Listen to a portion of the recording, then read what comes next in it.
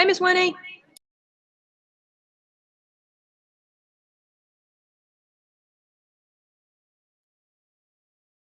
Hello, how's it going? All right, let me go ahead and take attendance. Hannah is sick with COVID. That's what she can't come this whole week.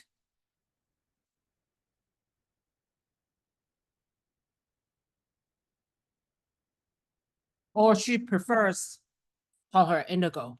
Indigo's sick. All right, let's see. Isabella's here.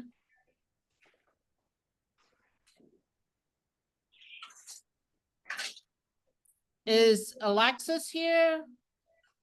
No. Peyton?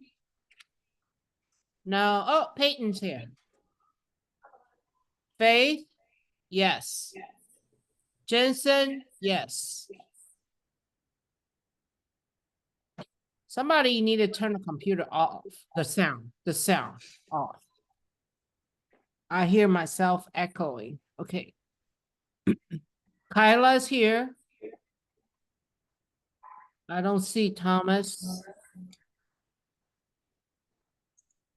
Ben is here.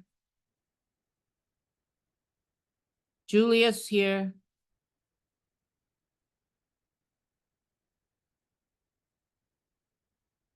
Michelle, I don't see her.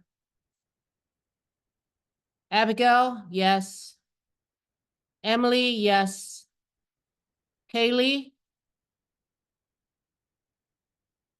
Kaylee missed Monday too.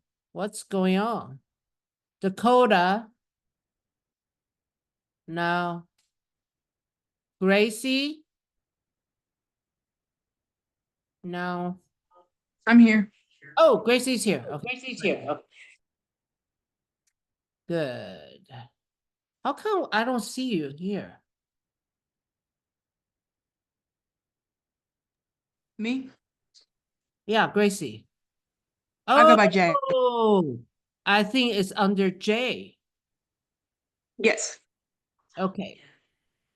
J, I'm sorry. I need to call you J. Okay. Crystal's here. Okay, cool. We just have Hannah's been sick. Alexis not here. Thomas not here. Michelle not here. Kaylee not here. Dakota not here. Okay. If they show up, please let me know. All right, we're going to jump right in. Photoshop. Combine images in creative ways. Kyla, go ahead and read this, please. Learn creative compositing techniques for combining images in Photoshop. Combine images. Learn techniques for adding images to a composite, blending images together using layer mask, and changing the shape of an image by transforming a smart object. Okay, so we are going to work on our homework photo combination, a travel poster together after our lecture. Then we're gonna work on this homework together, okay? But Yes, I'm gonna give you guys yes. I just wanted to let you know that our homework 3 is locked. It is not available for us to open. Okay, thank you for telling me. Hold on, let me check. Week 3 homework. Okay. Oh, it's not published. I thought it's published. It's like you had to publish twice, which is like, okay.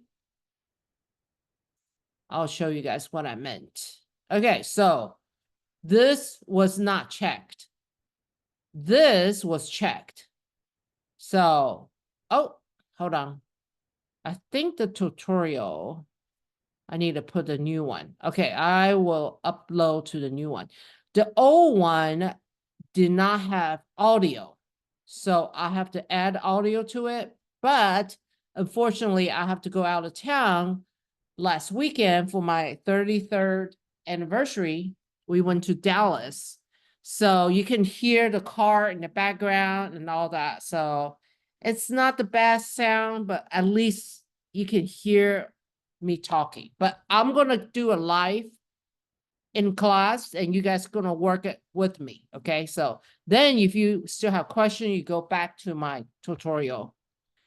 Just want to warn you guys, it's not the best sounding audio video, but I did my best. I know I don't want to give you guys a video without any me speaking. So, okay.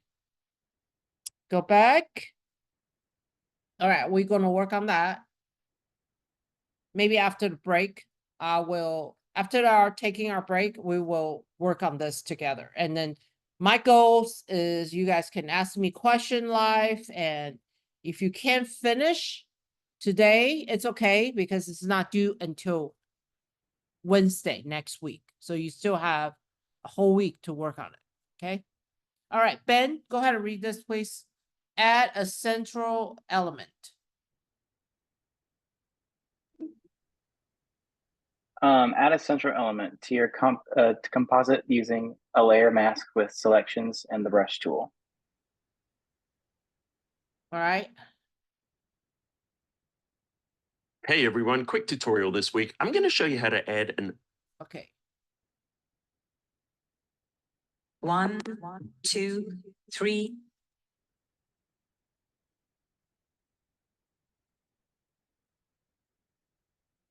some birds to the sky and instantly get rid of the background. It's super easy. Let's get started. So let's start with this cool photo of Iceland, and then we're going to drop some birds in here and get rid of the background.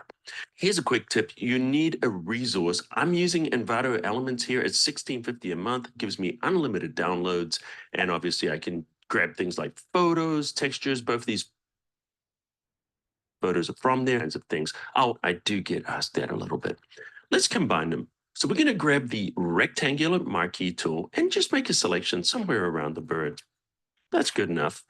Now we want to combine them into one document. So let's take the move tool, drag up to the tab. Notice that our selection there is now dragging. Go up to that tab. You see the tab will open. Don't let go yet. Move into wherever you want to kind of drop it and then release. And now you'll see that we've dropped our selection onto a new document. By the way, go back to the old document. It doesn't cut it out when you combine it. It just leaves the other one. So we close it. We don't need it. Okay, first thing that I want to do, because we don't really need the color here, we're just going to desaturate this because we're going to use the silhouettes from the birds. So to desaturate a single layer, just choose Image, Adjustments, and then go down to Desaturate. Command-Shift-U, Control-Shift-U on Windows will do the same thing. Turns it into black and white. All right, we're not going to have to make selections here. We're going to use blend modes. So let's use the normal blend mode, and we're going to go down to either darken or multiply. Let's choose darken. Now notice that we still see this because it's gray. If it was a lighter background such as white, it would automatically disappear. So what we need to do is get rid of that background. Very easy.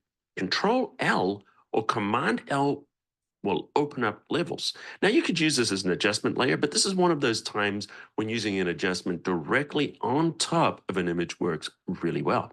See this little diagram here? It's a histogram.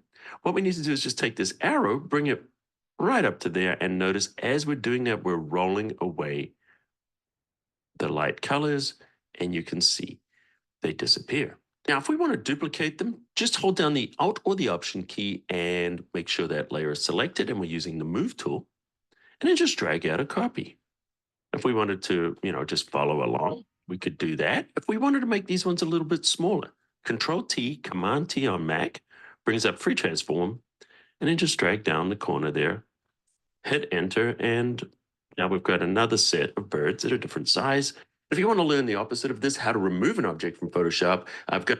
Okay, so that's pretty easy. I will show you guys with our new project how to do that. Okay, Next, adding dreamlike element to the composite or any element to the composite. Okay, Crystal, can you read that, please?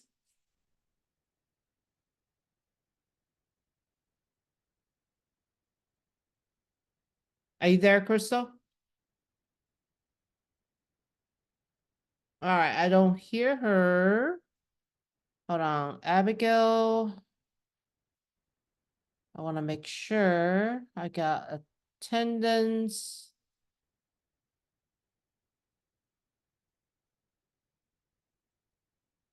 Yeah, is Michelle here? Michelle is here, right? Yeah. Kaylee still not here.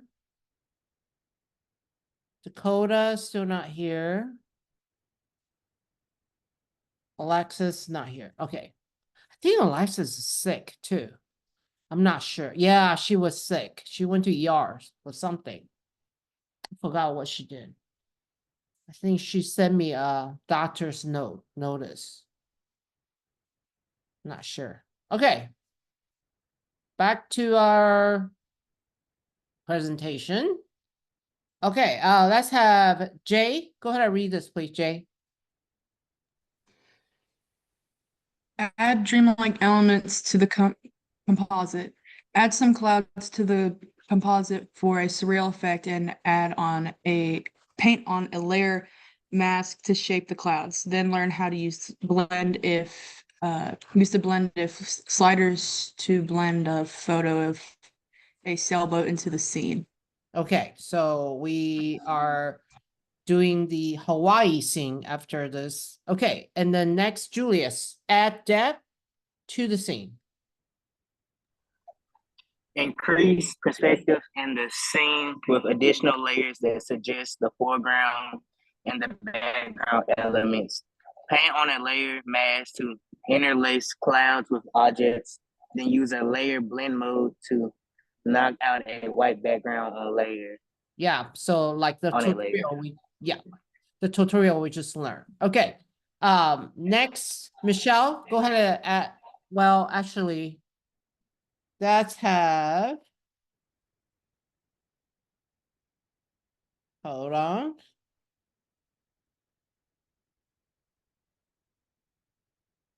Okay, so you prefer me call you Chili, right? Do you have Mike? I'm really cool with either. I'm cool with Okay. either. Great. Go ahead and add color to the image. Color is an important element in composite. Learn techniques for using fill layers, layer blending modes, and clipping masks to control color. Finally polish your fantasy composite by adjusting lighting contrast with curves. All right.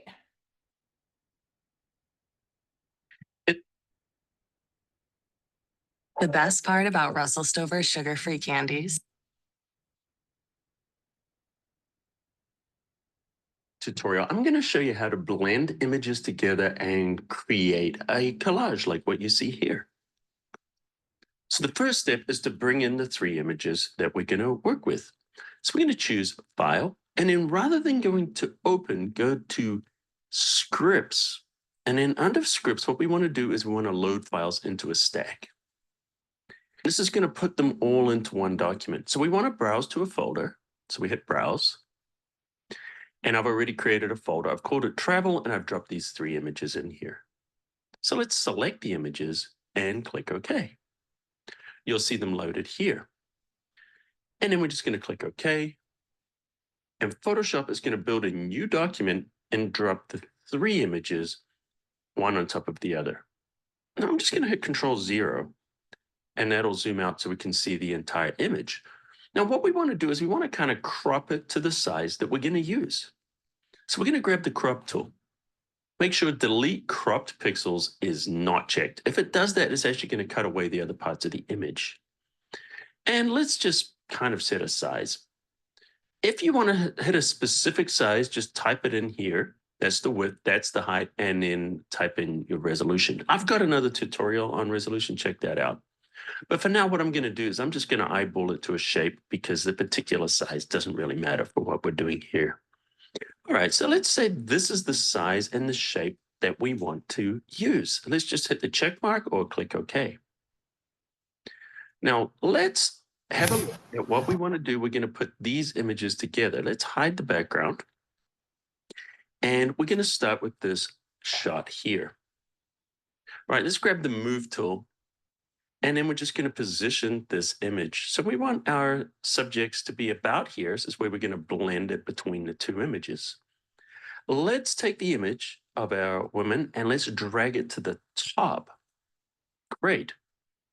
And what I want to do is I want to make her bigger. So we're going to hit Control T. That's Command T on Mac. Now, quite often as a best practice, you don't want to enlarge images, but for the sake of this tutorial, we're not going to get into all of that because this is going to look fine for the resolution we're working on. So I'm just looking at the kind of size here, and this looks pretty good. I want her quite large. Great. So what we want to do now is blend these two images together. So the first thing we want to do is just create a layer mask on top. So with the top layer selected, choose the new layer mask. And you'll see we get a mask there. Let's hit the D key. That resets the foreground and background colors to black and white. Now what we want to do is grab our gradient tool. With the gradient tool selected, the options will become available. Under the options, let's make sure we use foreground to background or black to white. You'll probably find. Okay. I'm going to stop right here because I feel you guys are going to overwhelm because this is a little bit more advanced. So we'll get back to it. How about that? I feel this is a little more advanced than what you guys know.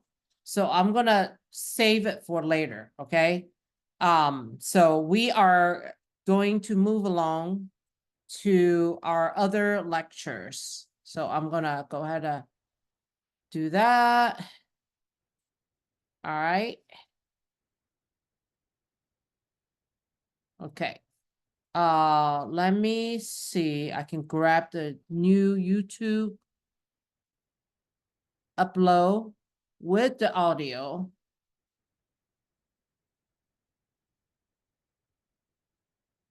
Okay. Is that still uploading? Hold on. Oh, Stager, that's a virtual photographer. okay. Let's see. Maybe it's still uploading right now. Wait a minute. It's uploaded.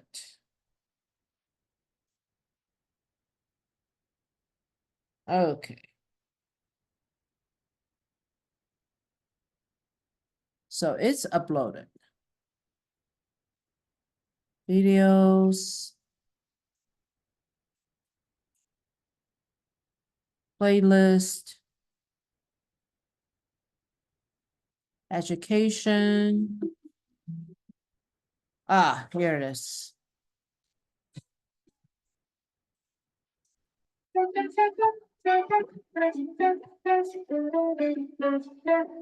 right. We're gonna work on photo comment. All right, so I'm gonna share that. And then put it on our.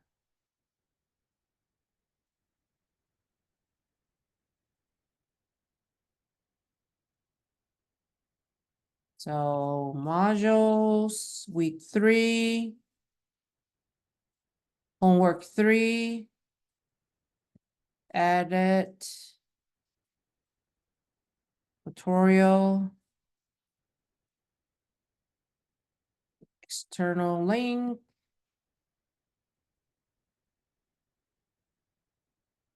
Photoshop. Photo combination.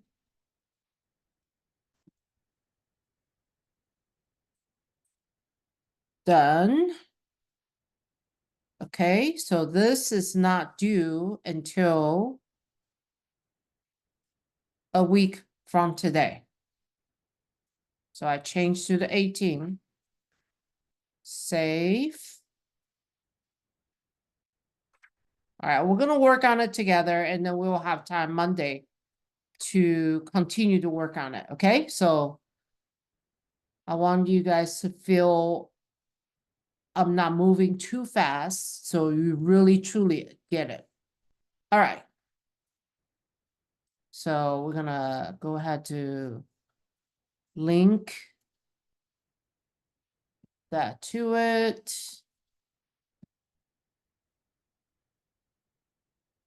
All right, we're not gonna play the tutorial because I'm gonna give you guys.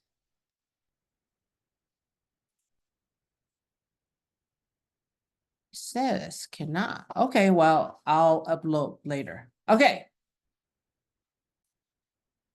Pixel. Let's deal with Pixel. Faith, go ahead and read this, please. Not all programs use pixels. Some, like Adobe Illustrator, use vector instead. Vector images are based on mathematical formulas generated between nodes, which can be expressed as Bezier curves or straight segments, as shown below. While vector is not well supported by the web, it is perfect for print, since it is completely scalable and will never break down into pixels. Okay, so Photoshop, we mentioned that is raster images. Vector is Illustrator. So this semester, we're going to learn both of these programs. Hopefully, by Thanksgiving, you guys will feel really comfortable using Photoshop and Thanksgiving. And Thanksgiving and eat a turkey. But yes, you're going to feel comfortable using Photoshop and Illustrator, okay, by Thanksgiving. All right. And let's talk about resolution. Isabella, go ahead and read that, please. This week, we will explore resolution, including screen and file solution, bit depth, and image quality. We will open Adobe Photoshop and look over the tools and menus and create a file we can use for practice. We will discuss file types and their characteristics, how to save for print and web, and how to ensure that files are saved in the correct locations. We will discuss good file management and organization habits, including how to navigate the OneDrive and SharePoint, as well as online storage options such as Dropbox. We will also work with some Photoshop basics this week. Okay, let's look at the difference between vector and raster. Hello, design friends. Let me show you why I stopped paying for all my.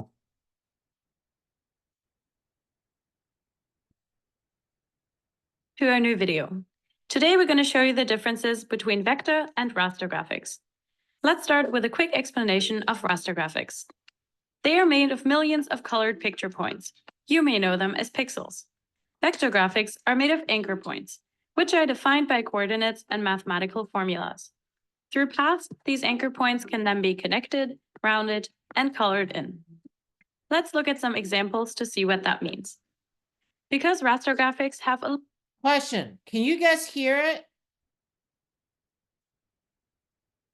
Are you guys okay? Okay, you can hear it. Okay. limited amount of pixels, they become blurry when scaled up in size.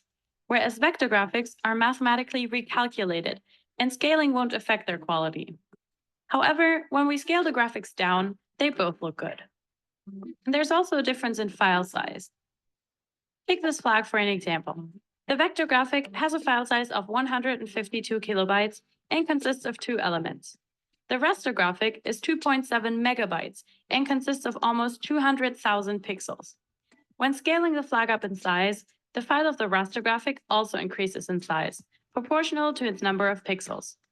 The vector graphic file, on the other hand, stays the same. So now that we know the differences, when do we use what? Raster graphics are used for almost everything, but it's best to use them for detailed images, whereas vector graphics are used for less detailed images such as logos, text, and illustrations. Raster graphics are created by us every single day. Every time you take a picture, save a JPEG file on your computer, or screenshot a certain snap on your phone, you create a raster graphic. With vector graphics, it's a little bit more complicated. Every anchor of every object has to be placed individually in a vector program. Both raster and vector graphics can be converted into the other file. Although converting a vector graphic is a lot easier because the computer can simply render a graphic as pixels. The raster graphic, on the other hand, has to be retraced with paths, and the outcome is often different to the original. The paths can also be created with an image tracing tool. The results of that can be either detailed, rough, or rather interesting. And that is it. Now you know the difference between a vector and a raster graphic. We hope you... All right. Okay, raster and vector.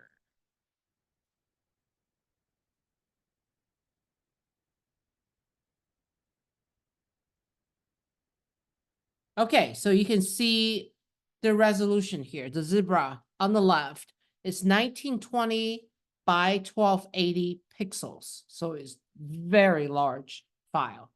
Now the median resolution is 664 times 364 pixels.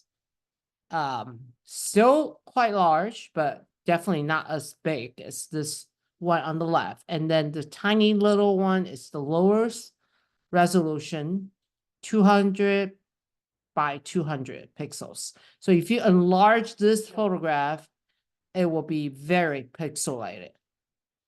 Okay, so let's have Jensen go ahead and read the first two paragraphs, please. When we want to create something that can be used for print purposes, we need to be sure that our size is 300 ppi/dpi. This file, the white background the type and images are on, was created in Adobe Photoshop to be 8.5 inches by 11 inches and 300 dpi in size. This way it corresponds to 3.5 inches and 11 inches sheet of paper. Let's look again at the zebra images. When we search for an image online and we move your cursor over it, the resolution will show. To figure out about how big the picture will be on 8.5 and 11 inch paper, 300 dpi file, divide the numbers you see by 300. So a 1920 by 1280 image is 6.4 inches by 4.3 inches as shown at the left. Okay, let's have Michelle. Michelle, go ahead and read the rest, starting the medium.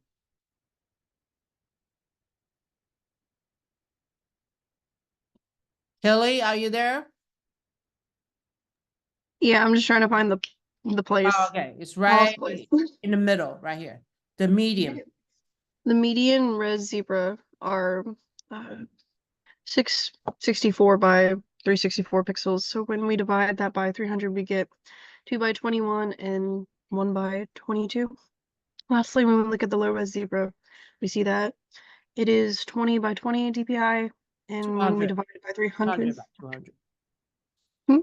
It's 200 by 200. Oh, yeah, 200 by 200 dpi, and when we divide by 300, we get 66 by 0.66 by 0.66, about half an inch. Okay, now we can scale these images either in Photoshop, where we have more options, or use a print window. But when we enlarge them, only the high resolution zebra will look sharp. Other one will look varying degree and blurry and pixelated. So you guys can't see the very last paragraph, right? Am I right? Yes. You can't? You cannot see it? So I might have to make it a little bit smaller. Can you see it now? We can see it. Even earlier, you can see it too? Okay, I just want to make sure. Okay, here we go. Peyton. Pixel death. Go ahead and read this, please. Bit is short for binary digit, the smallest unit of information in the digital world. A single bit can hold only one of two values, 0 or 1, on or off. A bitmapped image is made up of dots. A dot is a single point, the smallest identifiable part of an image. Image files are often described by the number of bits used to represent each dot or pixel.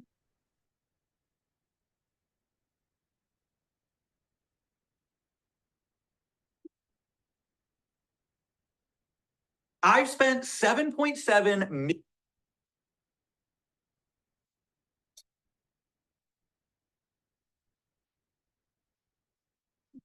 Resolution in photography is basically the number of pixels you have in your photograph. It can be displayed as a single number or as a multiplication. A multiplication, where it says something like 6,000 by 4,000 or 3,840 by 2,160, these numbers can be anything, is basically how many pixels run along the top of the image and how many pixels run down the side of the image.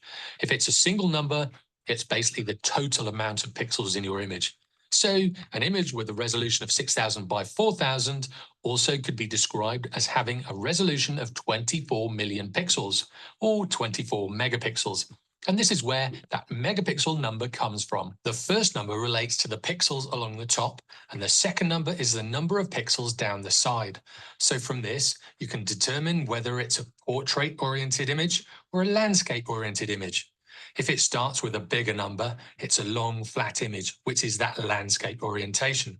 If it ends with a bigger number, it's the vertical image, which is that portrait orientation. Now, when you're exporting a photo, or if someone is asking for a certain size of image, this is where resolution can get confusing. If we look at the export window from Lightroom, it asks for a size, which is basically what I've just talked about, whether it is the width and height, one of the edge lengths, the megapixel count, or a percentage of size. This refers to how many pixels you will have. Okay, Lightroom, I will teach you guys Lightroom after we finish Photoshop. So right around the midterm time, I will show you guys Lightroom, okay, which is a really great program to work with Photoshop.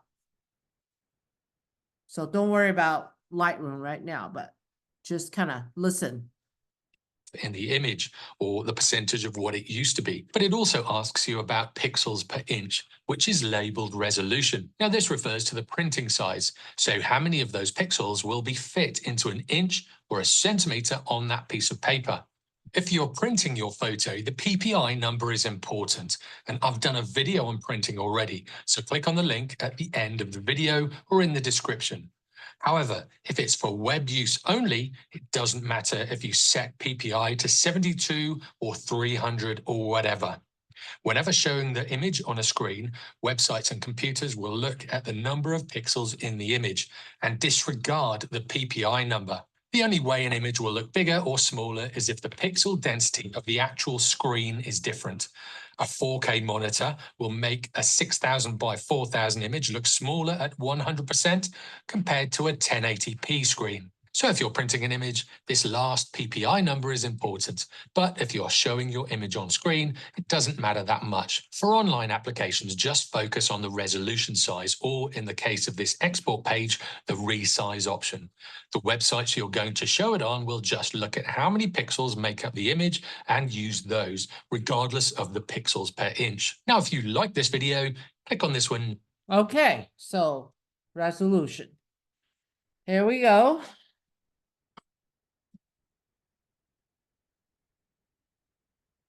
Bit depth. Abigail? Do you have your mic on?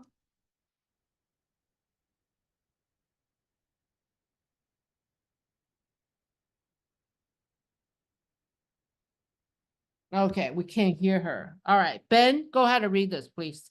Bit depth. Bit depth, also called pixel depth or color depth, measures how much color information is available to display or print each pixel in an image. Greater bit depth, more pixels of information per pixel, means more available colors and more accurate color representation in the digital image. Okay, so you can see the 3 different resolution or color. So this one is 16-bit.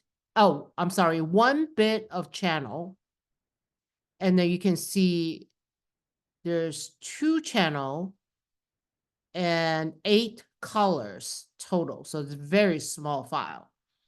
And then bigger resolution, it will be a bigger file, will be 2-bit, 6 channel, and 64 colors total. Next is 3-bit,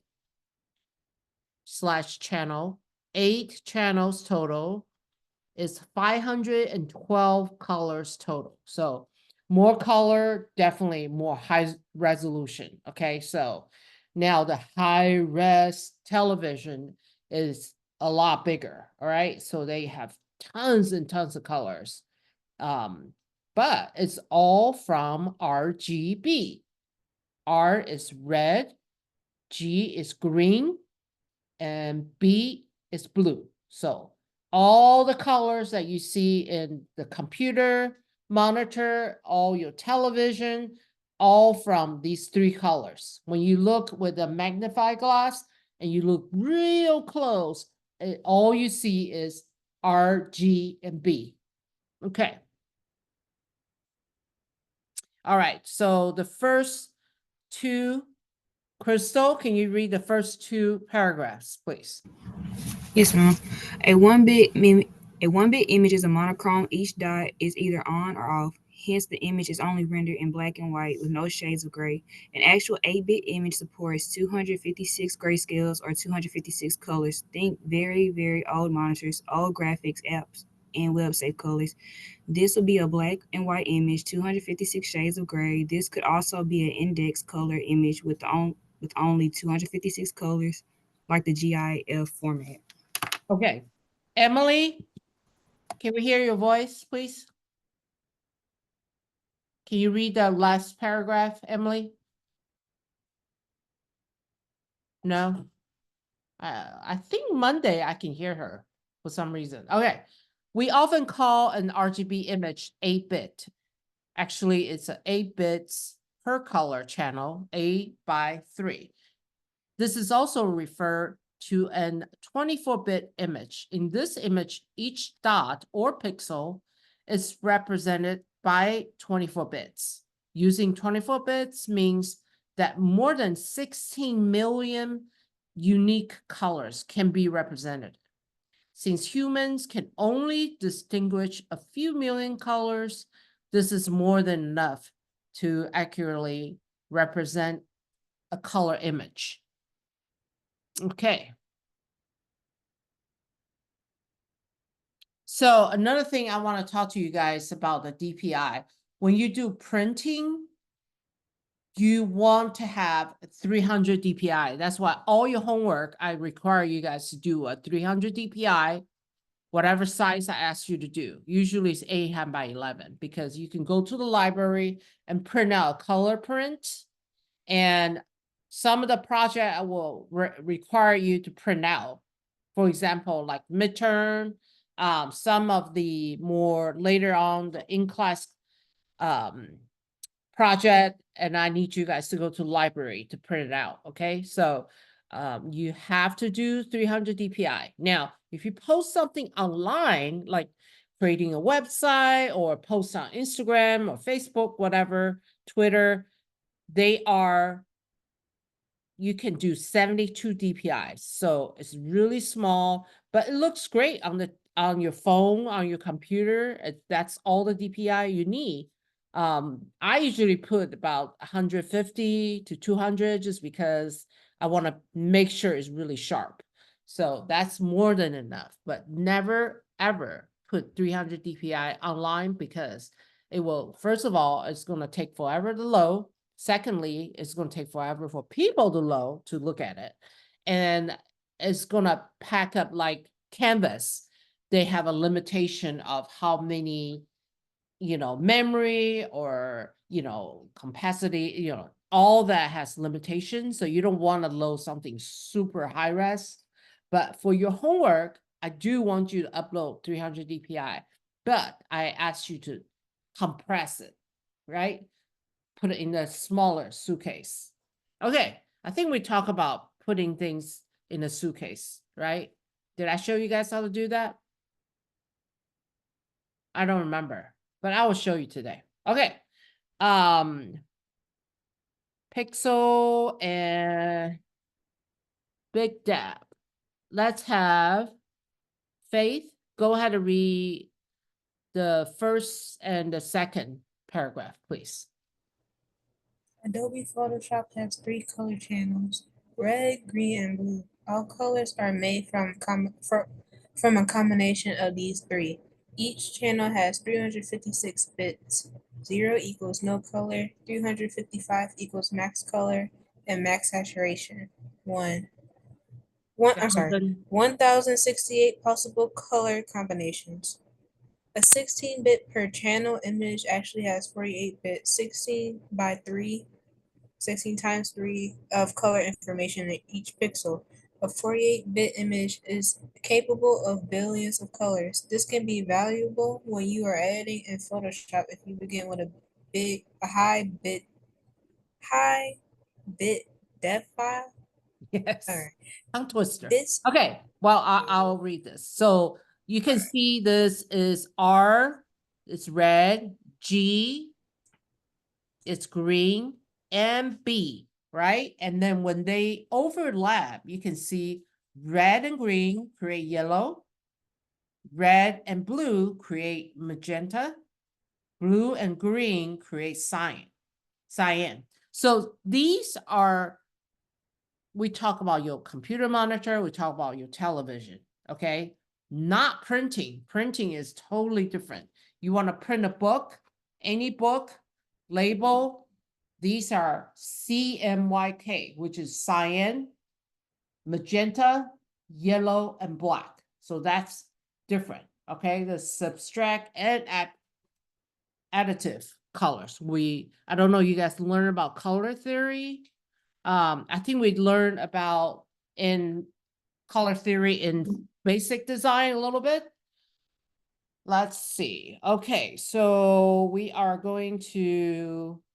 have one last video that we want to watch before we work on our homework. Okay, so bits in raster image are stored in a big map, as shown above right here. Raster means that an image is made up of pixels, as are images created in programs like Adobe Photoshop. All right, so let's look at RGB versus CMYK.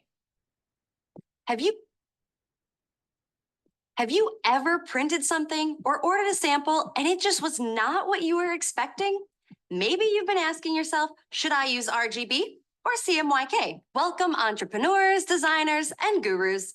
It's Leah here, welcoming you to POD Labs, where we tackle all the technical and sciencey stuff when it comes to your print-on-demand shop. Today's topic, RGB versus CMYK. So which should you be using?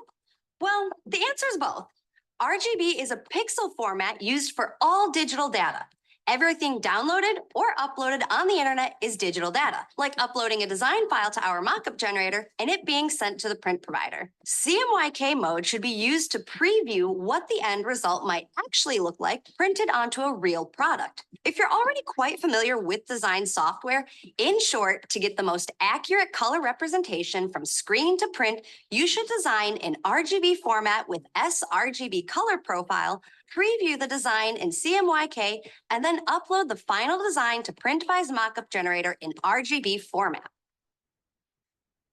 Color modes, also called color space or color format, depending on which design software you're using, are RGB and CMYK, for example. But there are others like RGB 16, gray, and lab, but those are pretty advanced, so we don't need to worry about that. If you're ever selecting colors in software, you might also notice another option, color profiles. Color profiles give more specific information about the selected color mode and show different intensities depending on the type of screen you have. These are the same no matter what design software you're using. For simplicity and consistency, we recommend the sRGB or standard RGB color profile, as this is appropriate for most basic screens. Now, some of you might be asking, why did my printed product come out differently than what I had designed in the first place? To answer this question, we need to get sciencey first with some physics. When it comes to color, and especially print colors, humans, computers, and printers view things differently. As we can see, CMYK and RGB have different color spectrums, meaning that each can achieve colors that aren't possible with the other. If these three perspectives don't line up correctly, an end product's print colors will look different from that same item on a computer screen. With CMYK, essentially we're removing color or the amount of light that's reflected. And with RGB, we're adding color. This is why with CMYK, we start with white, just like blank products. And with RGB, we start with black. When it comes to physics though, both white and black are not considered to be legitimate colors. White is the presence of all visible wavelengths, while black is the complete absence of those wavelengths. The light source within a digital device creates any color by mixing different amounts of red, green, and blue. All colors start as black, and then RGB lights are added on top of each other to make it brighter and create the desired color. If we add red, green, and blue at equal amounts, we'll get any color from black to white with maximum brightness of each giving us white. So the colors we see in the additive model is the result of transmitted light. To best represent colors on a screen, practically every computer and mobile device on the planet uses RGB. It can be coded so that computers understand, but because of technical limitations, the RGB color gamut or the range of colors is smaller than what our eyes can actually see. Printers, which use CMYK, create an image by mixing different amounts of CMYK colors with ink instead of light, like in the RGB color model. Unlike RGB, which starts as black, CMY starts as white, and each layer of ink decreases the amount of white to create the desired color. This is why we call it a subtractive color model. Essentially, we're removing the amount of light that can be reflected to get the perceived colors. When all the colors are equally mixed together, we get black. But you'll notice that equal amounts of cyan and magenta and yellow end up being more of a dark gray or off black. This is why we have key or black in this color model. This is what gives us a more pure black. Let's talk POD and color modes now. We see our designs in RGB as we're creating them on a screen. Viewing your design in the CMYK color mode will simply guarantee a more accurate representation from what you see on your computer versus the final printed product. Blank white products like t-shirts and mugs, for example, don't give off light like a screen would, but instead throw back or reflect light, which is why it's not possible for printers to use the RGB color system, and also why CMYK has a different color range than RGB. While we still can't print super bright colors or neons, giving printers a bigger range of color data to work with will lead to better results. The majority of printers are 4-color printers: C, M, Y, and K. So when RGB files are converted to CMYK, there are generally shifts in color. Usually these are pretty minor, but if your design is color sensitive or has vibrant colors, it can be much more noticeable. Similarly, if you were to upload a CMYK image to the internet, you might also see a shift in color as it would be converted to RGB format. If a printing company says they print using RGB, what they actually mean is that they accept RGB files, but each printer uses their own special RIP software or raster image process, which simply converts a file with an RGB color profile to a CMYK color profile. So, before printing, every image goes through this process. Essentially, it tells the printer what to do with an image. Let's look at an example of how your computer will show colors versus how it'll look printed on a t-shirt. Here you see a color chart on your screen. Super bright and vibrant, right? Now on the t-shirt, we can see that a lot of the colors are very close to what's seen on screen, but some of the brighter colors look a bit duller than what we see on the screen. RGB has a lot more shades available than CMYK, and also a backlit screen will create a much more brilliant color than any ink printed on a t-shirt or other material can match. Remember our physics lesson? It's simply not possible to recreate the bright and vibrant colors you see on your screen to physical products. But there are ways to create the illusion of more vibrant hues by using either complementary or high contrast colors. Let's take a look at another example. Here we have complementary colors or colors that are opposite on the color wheel, like red and green, purple and yellow, or blue and orange. High contrast colors would be 3 colors evenly spaced on the color wheel, like red, yellow, and blue, or orange, green, and violet. Now, of course, it still may not look as vibrant as we see on the screen here, but we've created enough contrast to make the colors stand out even more. There's a lot to think about with colors, and this is why we really encourage you to order samples. you'll be able to see how your designs on screen translate to print on a product. Plus, you'll have a product to create your own mockups or even do a little giveaway. The key thing to remember is that CMYK is used for any design project that gets physically printed instead of viewed on a screen. So if you need to recreate the design you see on screen with ink, an RGB file will give the printer as much data as possible to work with. But previewing in the CMYK color mode will provide you with more accurate results and clearer expectations. Just remember to undo those changes back to RGB before exporting your file. And now you're all POD color experts. Still got questions though? Ask us down below and let us know what other topics you'd like POD. Okay, so this is really, really important for you guys to know how the monitor color versus printout. Because you guys are gonna find out real quick when I ask you guys to print your project out in the library. Say you will come back and say, hey, professor, what happened? My screen looks so great, but look at my printout. The color's not correct. So sometimes if you send stuff to the printer, it's even worse because the RGB and CMYK is just completely different story. So sometimes I need to be very careful if I print something out with a full 4-color, which is CMYK, 4-color process, I have to make sure I send to the printer CMYK instead of RGB, okay? So I know this is really confusing, but we just have to by trying, and then you will learn from your mistakes. Okay. All right. So when we come back, we are going to work on our homework. Okay. So we will take our break. We'll come back at 3:15 and then we'll work on our homework together. So you can, while you are taking a break, go ahead to go to your photo combination under week 3, homework 3, download your homework 3. Okay, it's a zip file right here. Start here, zip, all right? Okay, I will see you guys in a little bit at 3:15.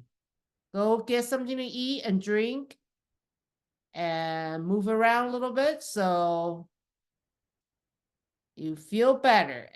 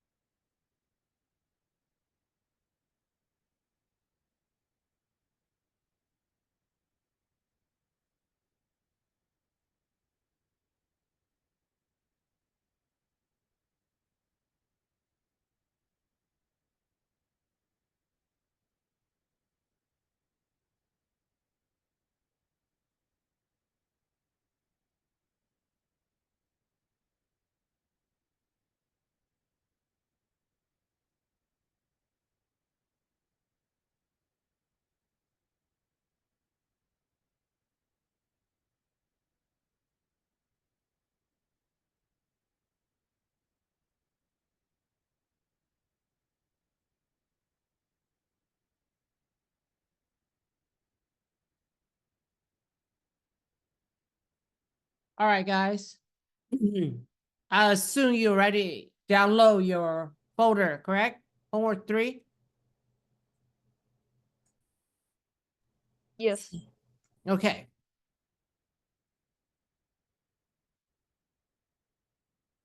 All right, we're gonna load the layers, okay? So first thing first, go ahead and open your Photoshop.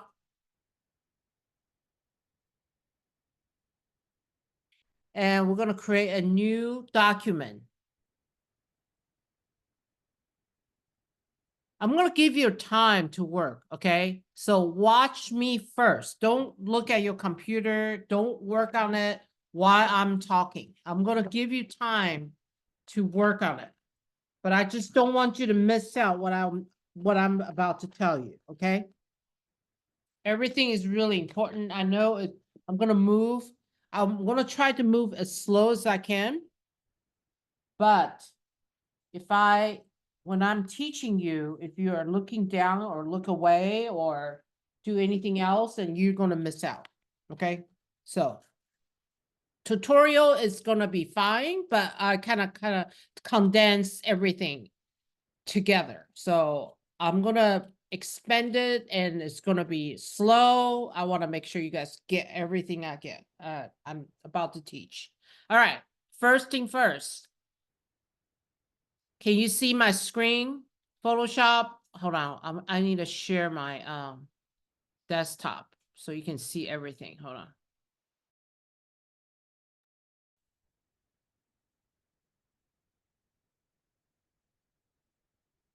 All right, so this is my desktop. First thing first, go to Photoshop, File, New. All right, everybody doing that, please go to your Photoshop, go to File, go to New. Click on it.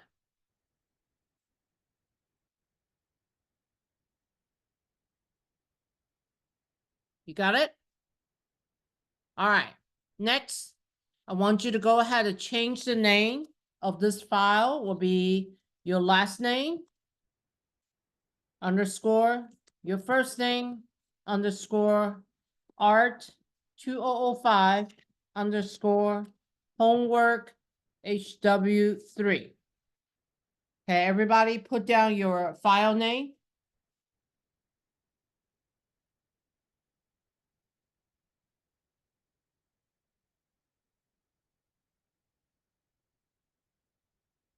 Okay, width, go ahead and put 8.5 inches. Height, 11. Orientation, vertical. Resolution, 300 pixels per inch. Color mode, we're going to do RGB. We're not doing the CMYK because we're not going to a printer. We're printing out in the library. RGB is fine. The printer knows how to get the color print out. All right. 8-bit is fine. You can do 8 or 16. 32 is fine. I just think 8-bit is fine. Background color, you can choose black or white. Doesn't matter. I don't like transparent. I like to see some sort of color in the background. So obviously you can pick any color you want, but I'm just go ahead and do black. You guys can choose white if you want. Advanced options, don't worry about it. Just leave the way it is. Okay. Go ahead, push create. All right, everybody doing it. I'm going to leave this page on so you can follow everything I set up, everything like my document there.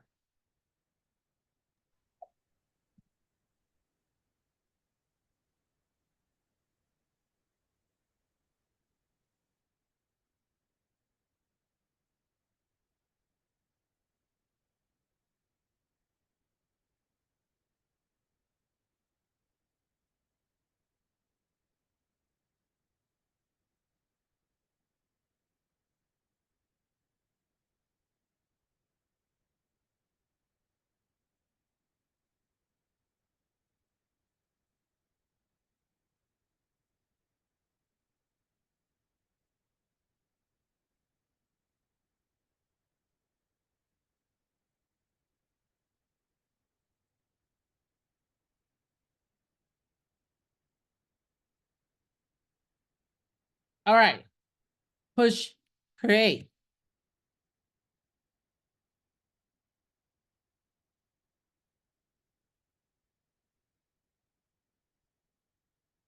You can go to view, fit on screen, which is Command O. Or you want to make it bigger, smaller, right here. Zoom in, zoom out. Command plus, command minus, command 0. We're going to use that a lot. Okay, watch me. We're going to go to File. We're going to Script. I did not put that in the tutorial, okay? But you don't have to do this, but I like it because it just make your life a lot easier. I'm going to explain why. You put Script, and then you're going to say load file into stack.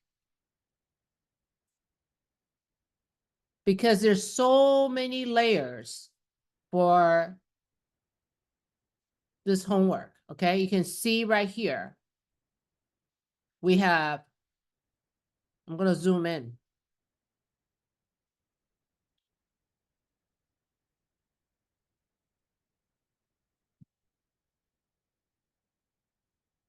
Okay, look at all these layers that I'm going to have you guys do. We have the sky, one layer, pineapple, another layer, the flower, another layer, the pink flower, another layer, the photograph or postcard, another layer, and then the typography part, Hawaii, Island Paradise, another layer. So we got total of 6 layers. So when we want to combine all these images together, it just makes sense. You're going to bring them into one file, okay? Make it one file with 6 layers.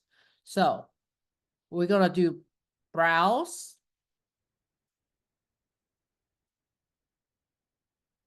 All right, go to your folder.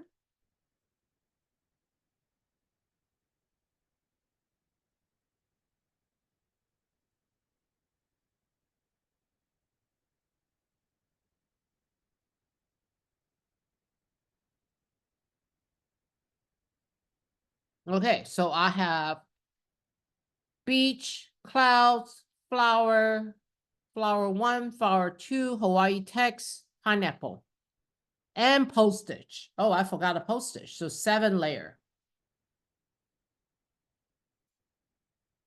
I'm going to select all of them. I'm going to open.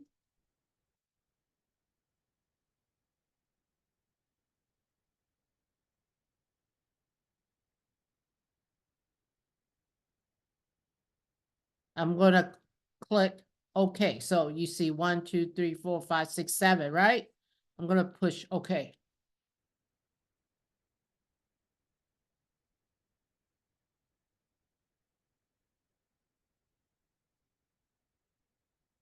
Okay.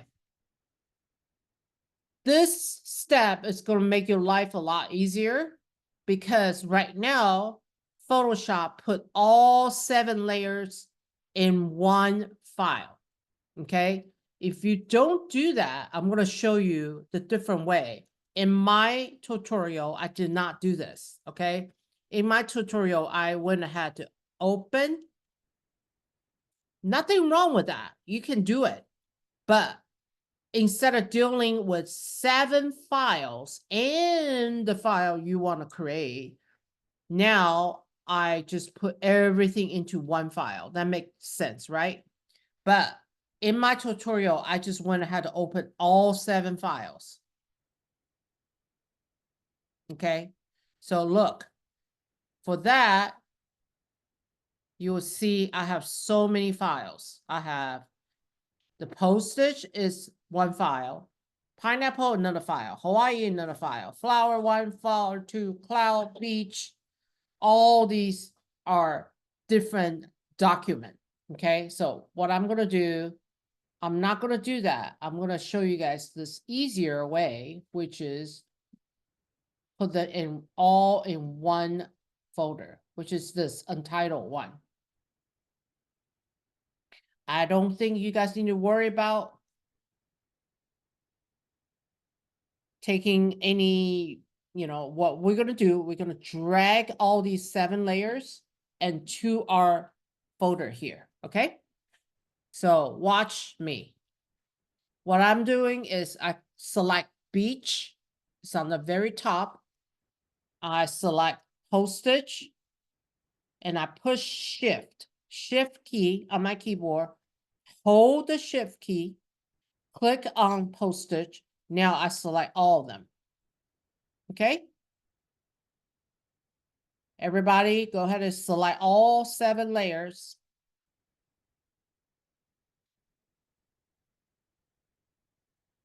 Okay. After you select them, watch me. I'm going to drag these 7 layers into my Tomini Winnie ART2005 Homework 3 file.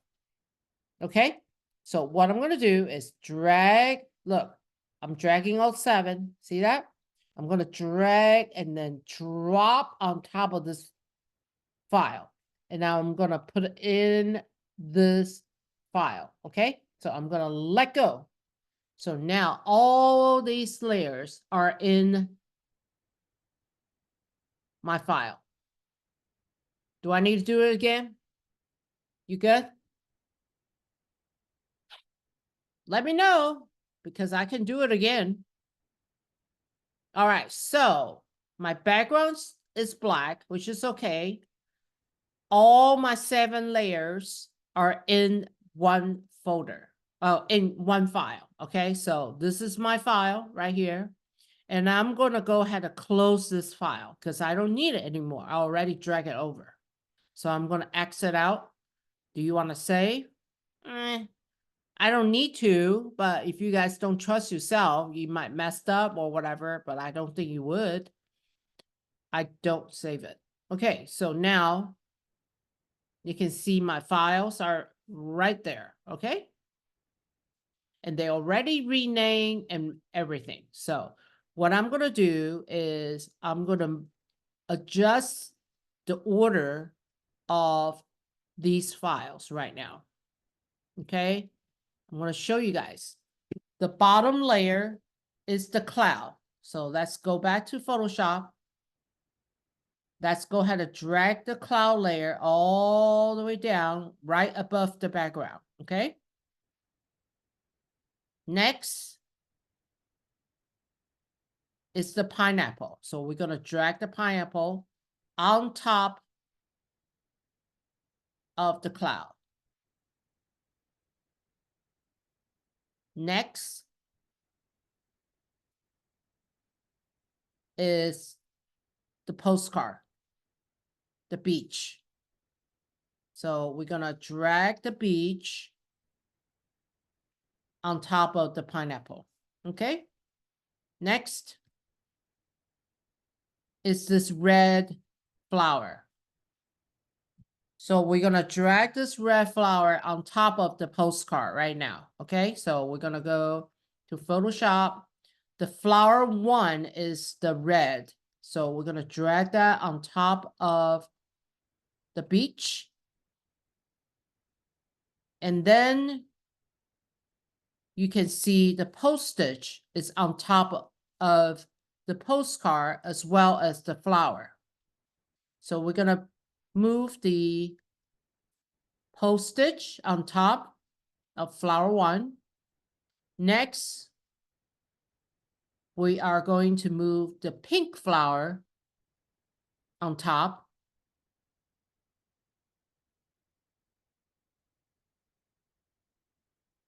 So the flower two, it really doesn't matter. I mean, the flower two is like all the way in the bottom. So I'm just gonna put flower one, flower two together. And then I'm gonna put the postage on top. And then the last layer on the top is Hawaii text. So you can see all these layers. They're like onions, right? One on top of each other. All right. So we are doing that. Now, first thing first, we are going to turn all these layers off. Do you want me to slow down a little bit? You guys okay? Yes. You're good. Okay, good. All right, so let's do the clouds first. Okay, first thing, eyes here. Turn all the eye off right here. Hawaii off. Postage, flower, flower one, flower two, beach, pineapple. Turn it all off. All you have is the cloud. Okay, see that? Now, what do I do when I want to make the cloud bigger? What's the shortcut? Anyone? What do I do? Faith, what do I push to resize that photograph of the clouds? Is it? I want to say Command Plus, but I don't think it's that. No, Command Bracket? Command what? Command bracket or no? No, Is that something else? it's Command T, like transform. T is transform. Yeah. You're right. You're right. You got half right, Faith. All right, let's Thanks. put Command T. All right, everybody, you got Command T going? All right, so we are going to resize this photograph. Hold on real quick. I'm gonna ask, Kaylee said she had a hard time to get on Zoom. Hold on. Did you try to get on with the computer, school computer?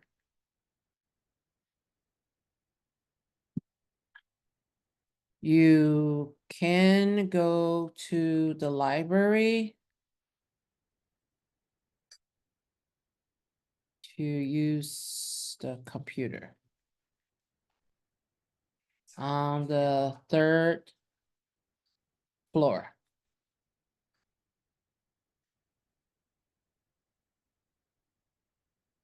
Okay, so I just text her. I mean, email her. Okay, so we're gonna make the cloud bigger. Okay, I'm gonna zoom out a little bit so we can see the edge of this document. So eyes here, everybody watch me. All right, so you see that magenta line show up? That's the smart guy. Okay, if you don't have that, you can go to view. All right. And then make sure you have snap on. I like the snap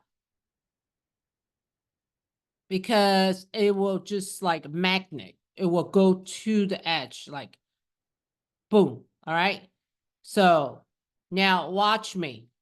I'm going to push the corner right here. You see there's, I'm going to zoom in a little bit. When I push the corner right here, it changed, right? I'm just going to drag it all the way, kind of cross the photograph a little bit more. So this picture actually is a little bit longer than I needed, but it's okay. I'm just gonna drop it right there. You can do whatever, you can put it in the middle or whatever. Okay, I'm gonna put it in the middle. All right, so this is done. Just push return. All right, so the cloud layer is done, okay? Next, we're gonna put the pineapple. Watch the pineapple. The leaf is kind of touching the edge here. The leaves touching the edge here. And the fruit itself, the edge of the pineapple kind of touching the right side. And then the bottom is completely like cut the pineapple in half, right? Okay, so we are going to make the pineapple a lot bigger. So, all right, watch me now. I'm going to turn this eye button on so I can see the pineapple now, right? Now, the problem is when you have that pineapple, you see there's a white image right there. Because when we stack them as layer, it just automatically become JPEG, but no worries. We're just going to go to Magic Wand. Everybody watch me. Magic Wand tool, which is 1, 2, 3, 4. Okay, and you click on that triangle right there. You select the wand, magic wand. Okay, now we're gonna zoom in a little bit. The tolerance, I set it for 32, which is fine. And I'm gonna click on the white background right there. Oh, the wrong layer. Command D. All right, I'm on the pineapple layer. I'm going to click on the white. See that? The white is being selected. Everybody can see? Then I'm going to delete. All right, and then I'm going to click on this white right here. Delete, white, delete, delete, delete.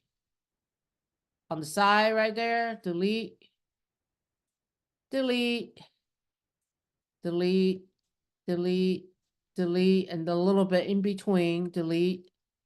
This one is pretty, we're almost there. If you see any white, you can go ahead and delete it right here. Okay, so now I'm going to zoom out. So you should have pineapple without any white background, okay? All right, I'm going to ask Isabella, how do I transform this pineapple bigger? Command T. Command T. All right, make sure I'm on the right layer. I'm going to push Command T. All right, when you guys delete the background white, you might select something at the end.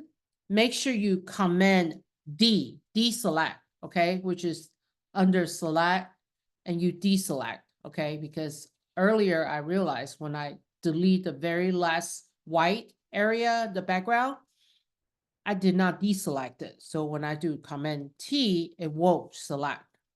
Okay, so now this is done. Going back to see the image right there. See, it's a little like maybe 10-degree or 15-degree rotate. All right, so I'm going to rotate this pineapple about 15 degrees. So how do I rotate? There is this turn little, see that? This, you make it enlarge. This, you rotate. Okay, so I'm going to rotate about 15 degrees right there. And I'm going to drag the corner and make it bigger. Maybe that is too, I rotated a little bit too much. So I'm going to rotate back. Let me look at the photos again. So the edge right there, the fruit, the leaves. All right, so I'm gonna make sure that looks good. Zoom out so I can see. All right, so I think this is pretty good. The edge, the leaves. All right, so I think it looks good. I'm just gonna push return. Let's kind of compare. Yeah, that's about right.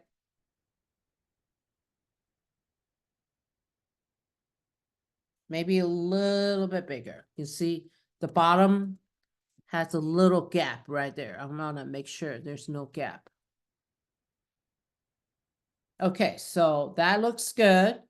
So the pineapple is done. Do I need to wait? I'll give you a couple minutes. Go ahead and adjust the pineapple. Make sure it looks like mine.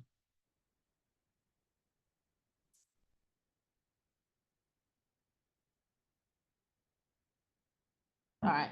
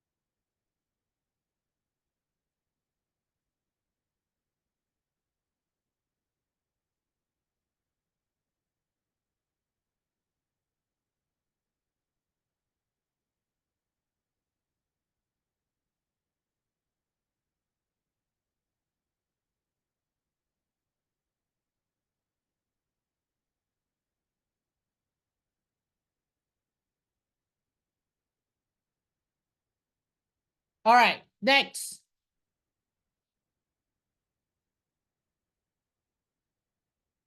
We're gonna put the postcard right there, okay? On top of the pineapple.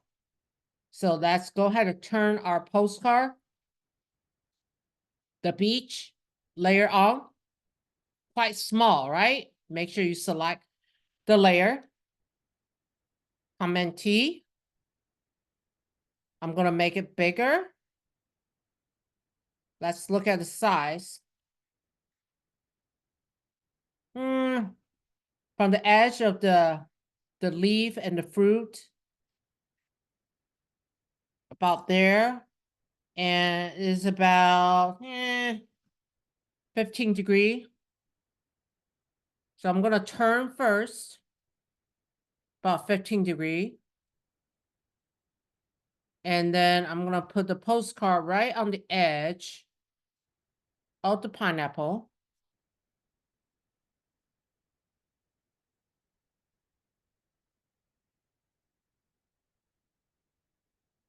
Okay, I'm gonna put it on the edge right there, and then the other corner will be on this little gap right here. Okay, so let me see. Ooh, my pineapple is not the right place. I think I need to rotate more. Hold on. Yeah, I think, no. I think I rotate a little bit too much. Okay, I'm gonna turn my pineapple straight, a little bit straighter. Yeah. All the way to the edge, right there. I think the other side, oh, we're gonna be covered up by the flower anyway, so there's a gap right here, see? We don't need to worry about that. I think we can make it just a tap a little bit bigger, so it will like go all the way there. Yeah. So the leaf is gonna touch the edge right there. And this side is gonna touch the edge there. Okay. So I think the pineapple is about right. I rotated a little bit too much. So, all right, back to the beach. Now you can see the corner of the postcard is touching that way. And then the other side is gonna touching the edge of the leaf and the fruit. Okay. So I'm gonna make this common T just a tap smaller. So this corner is touching the edge, this corner is touching the edge, the gap. Okay. Now, watch this postcard. There's a white border all the way around it, okay? So we're gonna add that. So go back to Photoshop. We're gonna add the edge all the way around, okay? Go to FX all the way in the bottom, or you can go to layer style, okay? Either way. So if you go to layer style, you can add called stroke. Okay, when you select stroke, obviously you can do that, or you can go down in the bottom, FX right here, and then you can pick stroke. All right. Now the stroke color right now is black. I don't want black, I want white. So I'm gonna pick the white right here. You can see CMYK is 0000. That means it's white. Okay. The size is a little bit too small. Right now it's only 1 pixel. So I'm gonna go ahead to add to probably about I think I put 10. Let me look. Yeah, it's about 10 or 11, whatever. Yeah. Okay, I'm gonna go ahead and do actually 12. You can type it in, or you can just do, okay, actually, you know what? I'm gonna do 15. All right, so the stroke is done. Push OK, zoom out. Okay, so that's about right. Let's look at our postcard or the poster. Okay, that's good. Now, one thing I want you guys to look at it closely. There's a little bit of drop shadow. See, the flower has drop shadow. Text has drop shadow. We're gonna add a drop shadow, so it looks more three-dimensional. So we're gonna go back to the postcard. We're gonna add another style, which is drop shadow. So we're gonna go to Effect, go to Drop Shadow. Move this out of the way so you can kind of see it. Zoom in so you can see it better. Now the angle,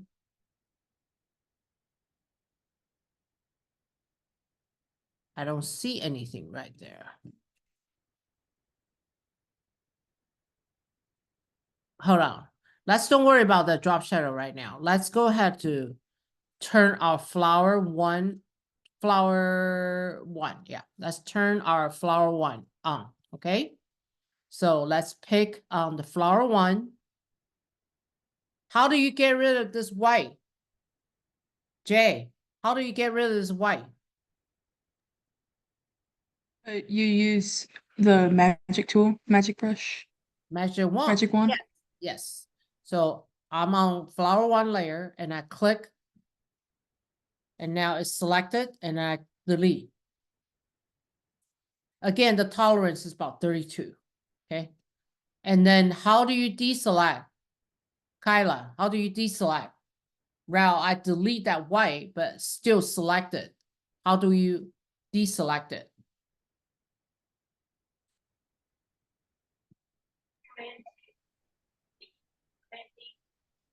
Command D. Very good. Yes, deselect. Okay. Now the flower is too small. Look at that. It's pretty big, all the way, kind of cover the edge of the postcard and part of the pineapple leaves and all that. All right, so we're gonna make it a lot bigger. So let's zoom out. Command T, bring the flowers to the edge, and we're gonna make it bigger, a lot bigger. I think that's about right. Let me look at it. Yeah, okay, so that's pretty good.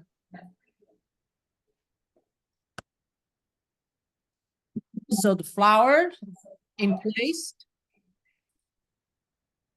Next. Oh, somebody turn my voice off, please.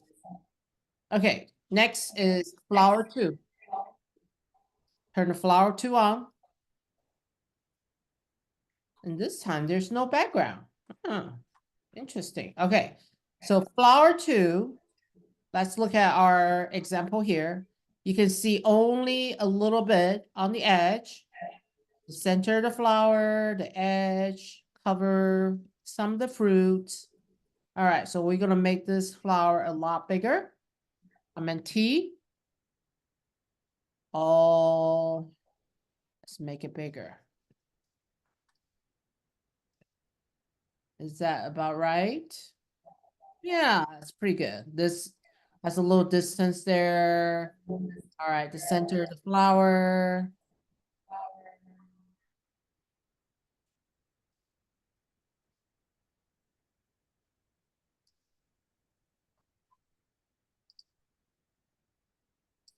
Yeah, I think that's pretty good. Okay, so flower's done. Now, what I want you guys to add is drop shadow, okay? So if you look at this drop shadow right here for the flowers, drop shadow a little bit of this flower. And then of course the Hawaii. All right, so we're gonna go ahead and add the drop shadow. The red flower, flower 1, go to effect, drop shadow. All the way to the bottom. All right, so the drop shadow need to spread out more. So we're gonna have the angle, distance, angle, about 128, maybe 125 right there. Let me see the example here. Yep, right there. And spread is spread out just a little bit more, like 7 size. We can go to about 40. Opacity, we're gonna increase a little bit darker to 45.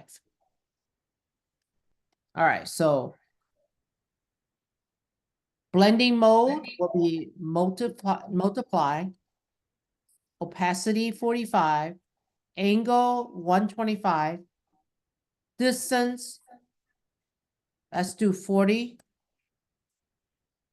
spread 7, size 40. Okay, everybody go ahead and copy all these numbers.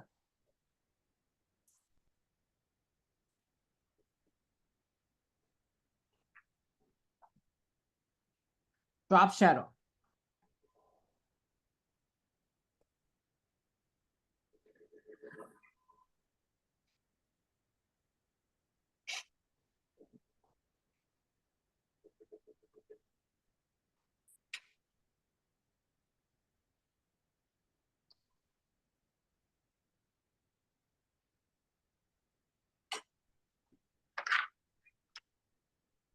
Hold on, guys.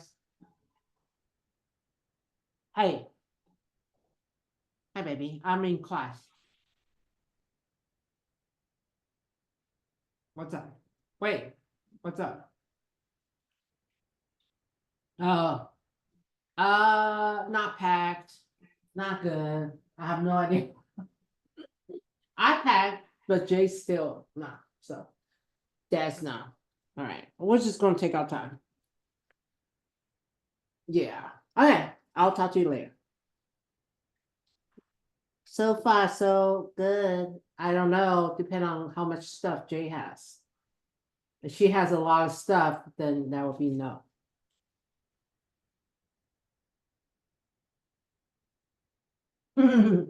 She's on the phone right now. Okay.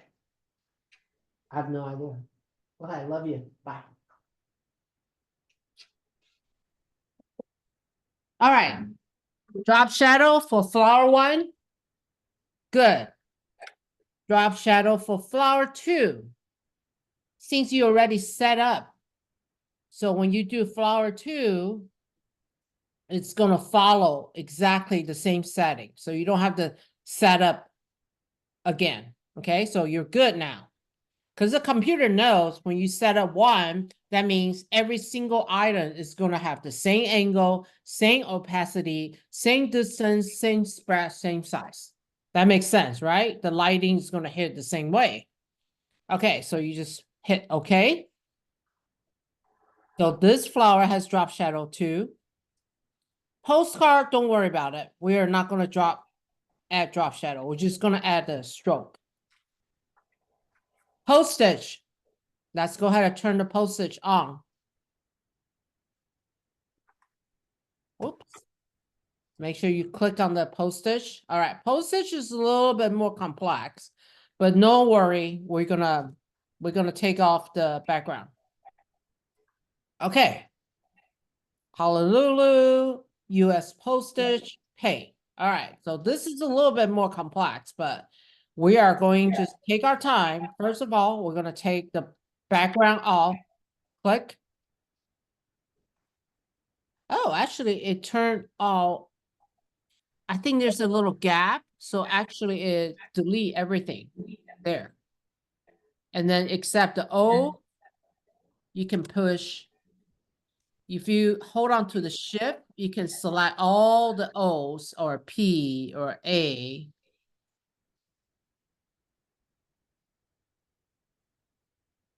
Okay, so these are selected and I'm just gonna delete that. It's too small, obviously.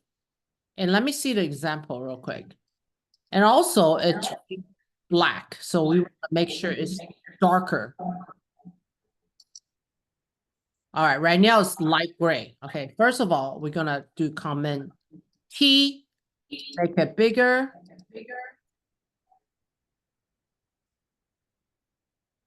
Somebody's volume, you need to turn it down. Okay, so you will see that the postage is right on top of postcard and sunflowers.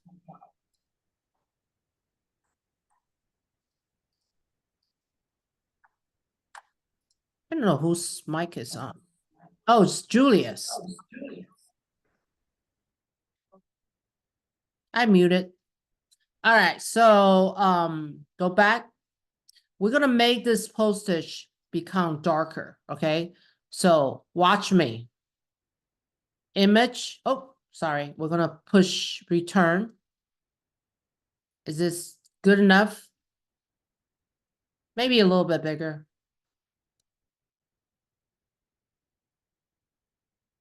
Yeah, I think that's about right. All right, so this is too light. We want to change this to a darker color, but not too dark, right? Opacity about 20%. Okay, so we're gonna make sure you select the postage layer, go to image. Everybody watch me. Image, adjustment. Okay. You're gonna go to curves. I really, really love curves. Let me show you why. Okay, So you can see the curves here. If I drag this all the way towards the right side, look, it will become darker and darker. See that? See what I'm doing? I make it darker, okay? So now it's around here. I think that's dark enough. Okay, so this is one way to do it. But there's another way to do it. Let me show you. Command Z. I can go to image, adjust. I can desaturate. After I desaturate, I go to image, adjust, then I go to contrast. I can create contrast.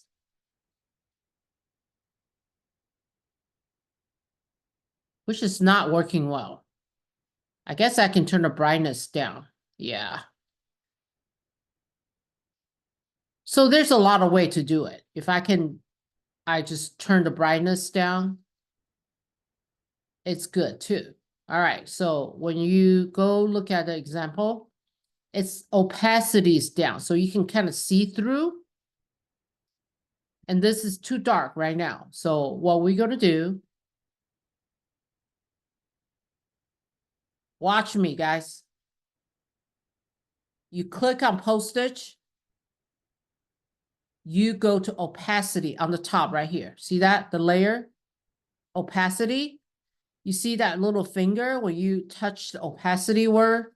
You can use that finger and then just roll it down to turn it down that way, okay?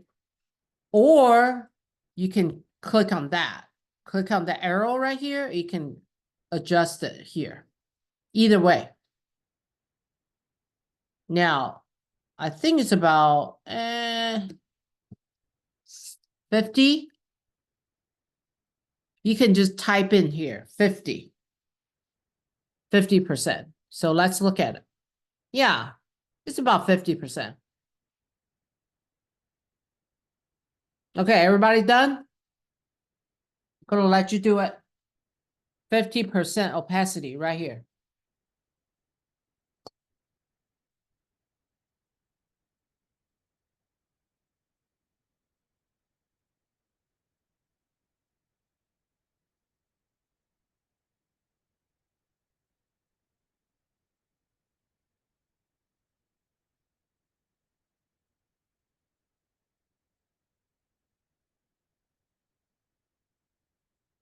We're almost done, guys.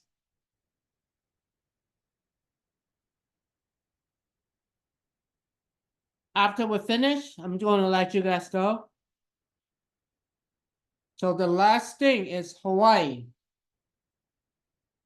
We finish everything but Hawaii, okay? All right, here we go.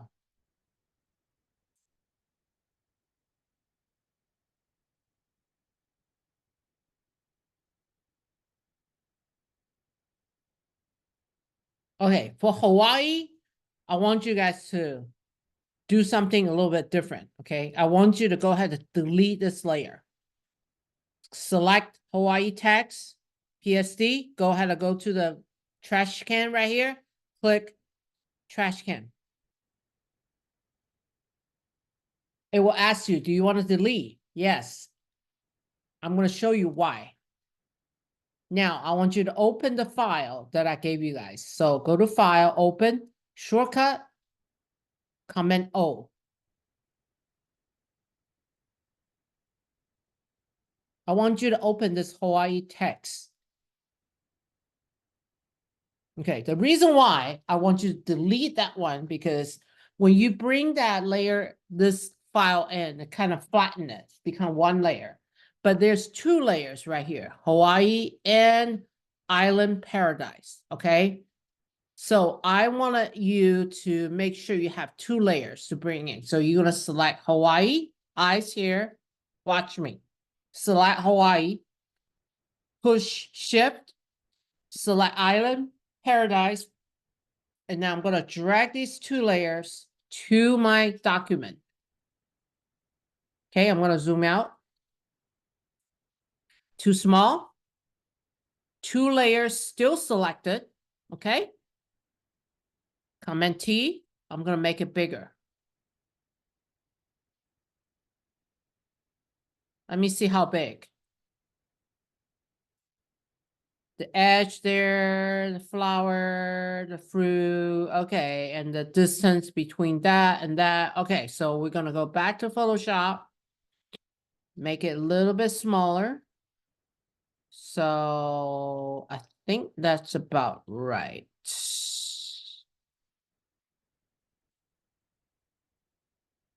On the edge right there. Okay, so I think this is good. All right, then push return. Now, the color's all wrong, right? We're going to work on the color right now, okay? So watch me closely because what we're going to do is we're going to create this gradation from white faded to yellow. Or I should say yellow faded to white. And then we're going to add the stroke all the way around for Hawaii. Then we're going to drop shadow. So a couple things. First, gradation. Second, stroke. Third, drop shadow. Okay? For Island Paradise, we're going to do first, turn the text into green, the line green. Second, drop shadow. Okay? So watch me closely. This is very important. So now Hawaii first. Okay? What we're going to do, we're going to select the Hawaii. All right? Magic wand, here we come. Love magic wand. All right, I want you guys to make sure you push your key shift because you're going to select all of them in one time. Okay? Watch me. I push shift and I click on H. Whoa, not good. Why? Because I use 32 as a really detailed selection. So I'm going to change that to 20. Let's see what happened. Well, 20 is not good either. 10. Let's try it again. Oh my gosh. No, no, no, not good. Why? I think I'm going to do this. Hold on. Okay, I'm going to do something else. I'm going to do a quick selection tool. The magic wand is not working. So everybody watch me. Underneath this triangle right here, go ahead and do quick selection tool, okay? Make sure you have nothing select. And you can control your brush. So watch, I'm going to go, oops. And then if I want to add something, I just keep going. And I'm going to keep going. And I'm going to make the brush a little bit bigger. All right. And then I'm going to keep going. And I. So everything is selected. Did everybody see what I'm doing? Do I need to do it again? This is new, okay? You guys have not learned this before. This is the first time you use this tool called Quick Selection Tool. We did talk about it when we did the tutorial for tools, but we never used it before. Okay, so I'm going to do it again. I'm going to deselect. I'm on the Hawaii layer. So the brush, I can control bigger or smaller. Just about the same size as the, you know, the horizontal line, vertical line. Okay, so I'm just going to go ahead and go down. Let go. I'm going to keep going. Keep going. Keep going. Keep going. Done. All right, so now I got Hawaii selected. I'm gonna give you guys a little bit of time. Make sure everybody is in this step right now, okay? Make sure everyone, I'm gonna wait for you guys to get this done.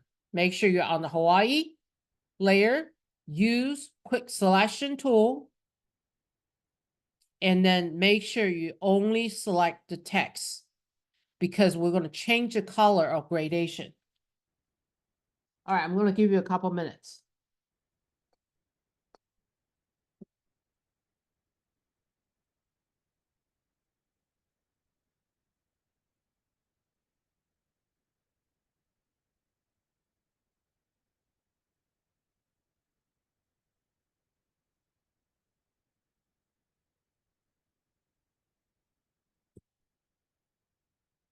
All right. Gradation.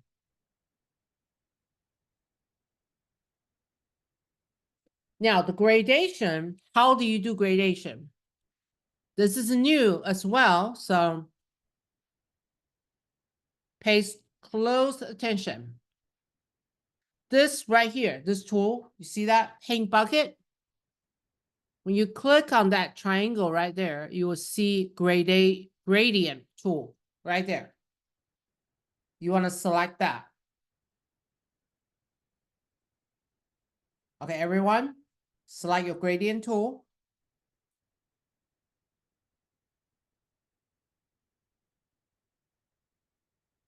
All right, after your gradient tool is selected, we're going to select the color. Now, when we look at our example there, you can see the color is white to yellow, okay? So we're going to select the two color. The top is white. So go ahead and select white, okay? The bottom is yellow. We're going to pick a yellow. Maybe the yellow here. I kind of like this yellow. If you kind of, it's actually more green, huh? What about this one? Is this yellow? Yeah, probably a little bit brighter yellow. I'm just gonna pick here. You can see right here, the yellow that you pick is right here. Okay, so let me look at it. It's a little more like yellow orange. So I'm gonna go down to more warmer orange look. Yeah, that's about right. Kind of orange yellow. Okay, cool. So that's that. Wait. If you want to change the color, you can. All right, so I got that. Now, when you select, so I have this two colors selected, right? I want the white to yellow. All right, the top is white, the bottom is yellow. So how do I do gradation? Everybody watch me closely. Since I selected the Hawaii, I am going to make sure I select gradient tool. And now you see this little cross right there? See? I'm going to drag it like that. See? White. So the top is white. Hold on to your mouse. Don't let go. All the way in the bottom and then let go. So you create this gradation from white to yellow. I'm going to zoom out. See that? Okay, everybody do it. Make sure your Hawaii is selected. Then make sure you select the gradient tool. Then you make sure the color is white to yellow. And then you drag, hold on to your mouse, don't let go. Drag it from the top to the bottom. Okay, everybody do it. I know this is brand new things to do, but it's fun. If you messed up, don't worry. Undo, do it again.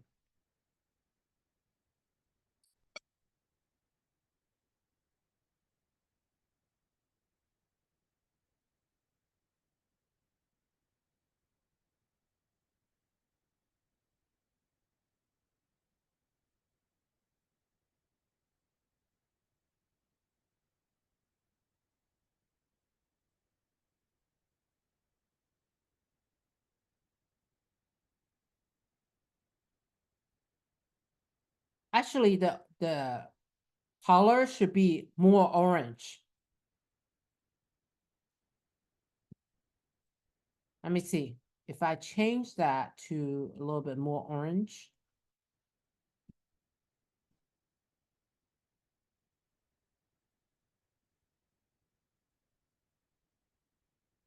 And I'm going to do it again. From the top, the bottom. Yeah, I think this is more like it. I think earlier I picked the one as too yellow. So now I picked the one that's a little bit more orange. This is about right. So you can change it. You know, after I did a gradation, you guys did see what I'm doing? I just double click on this and I picked a new color. Okay. It was too yellow. So I changed it to a orange, more orange color.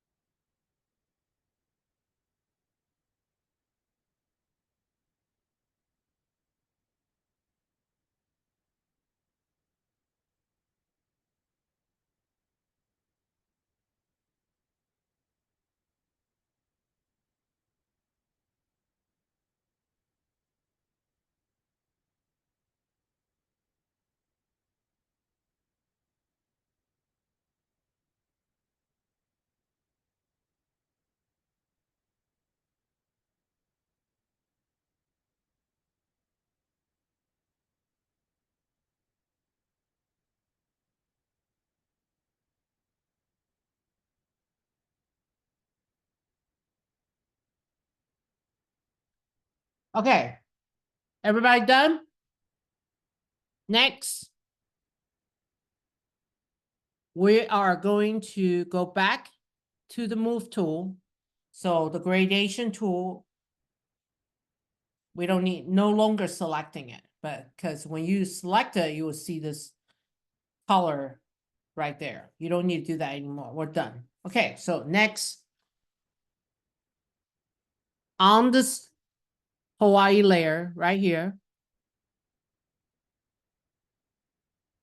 you see there's gradation kind of created on top of it, okay? But right now, we're gonna just select Hawaii, and then we're gonna add the stroke.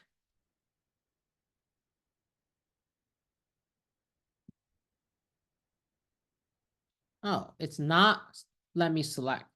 Okay. What about this one? Okay. Make sure you select the right layer, okay? Select the one, the gradient right there. Select that layer. Actually, I want you guys to do something. Eyes here. I'm going you to select this layer, the gradient fill. Also push shift, select Hawaii. And then I want you guys to lock these layers together. There's a lock right here. See that in the bottom? Click.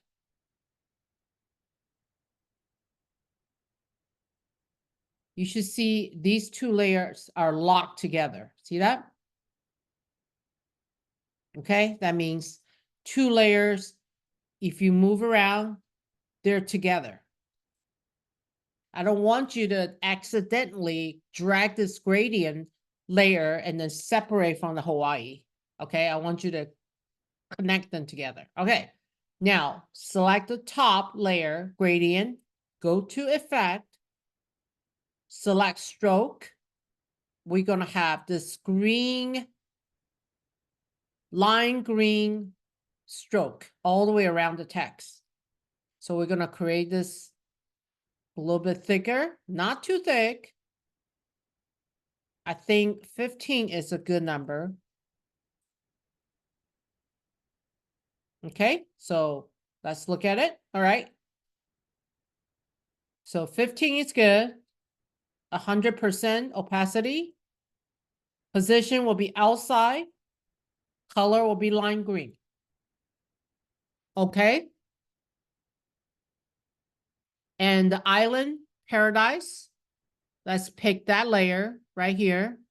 I'm going to zoom in. You guys can see it better. All right. So I am going to change the color. Since I'm going to change all the colors, I'm going to apply an effect. Go, click on effect, go to color overlay. Color overlay. Okay. When you turn on the color overlay, click on this. Right now, I set it for gray, and I don't want gray. I want this lime green. So I'm going to click on the area that have the green. See that? As soon as I select that green, my island paradise change the color. I want to turn it down just a little bit. It's a little bit too bright for me.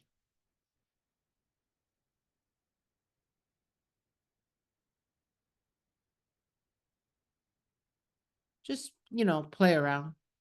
See which green is better for you. That's too dark.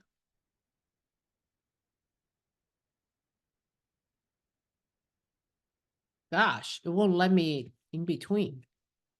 Okay, so the yellow, I'm just going to turn the yellow down just a little bit. Okay, so as long as you guys kind of see the color.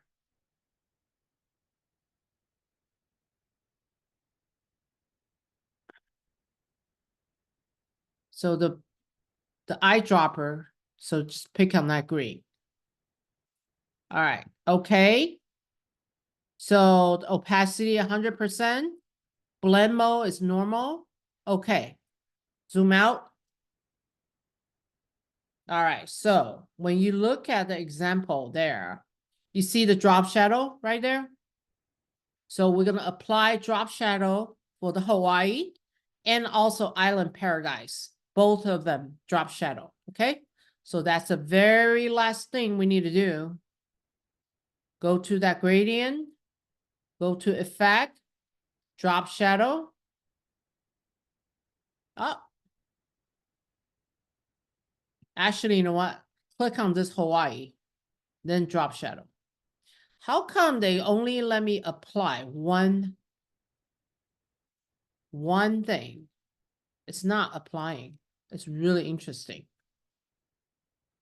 Okay, so what I'm going to do is I am going to duplicate these two layers, okay? All right, everybody, eyes here. I select the gradient layer as well as the Hawaii layer. I'm going to drag to this square underneath is right next to the trash can, okay? The square with the plus sign. When I do that, it creates another layer. See that? So now I have 1, 2, 3, 4 now. And these two right here, pay attention. I am going to merge them together, okay? So what you can do, you can go to, there's two ways you can merge. You can go right here, by your layer, you click on that 4 lines, and then you just say merge layer, or you can do shortcut, Command E. So I'm going to merge these two layers together, or I can go to layer, merge layers. Okay, so there's a lot of way you can do it. Command E.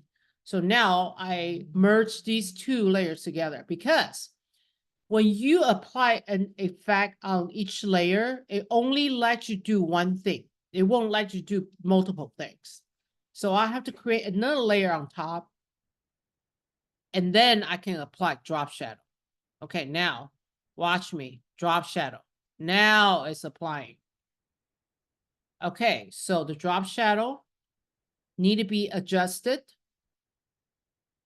because what we apply to the flower now is not,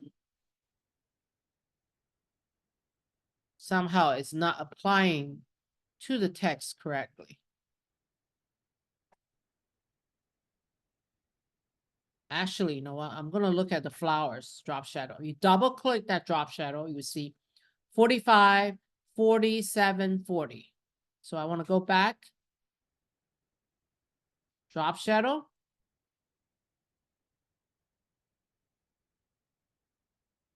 $45, $40. I don't know why it changed. $7, $40. All right, now it went back to exactly what the flower was. If you want to see what you did before, double click on that layer. It will show you. It will go to the drop shadow so you can get the number correctly. And the angle is 125. Let me make sure that's right.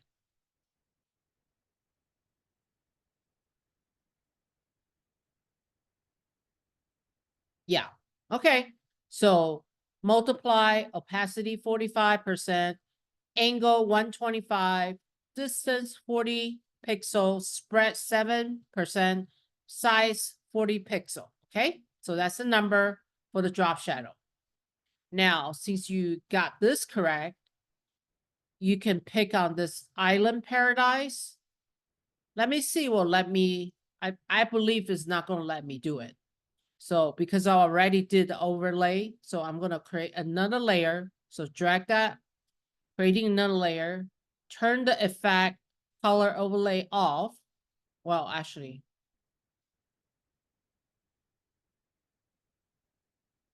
okay, what I'm going to do is I am making this layer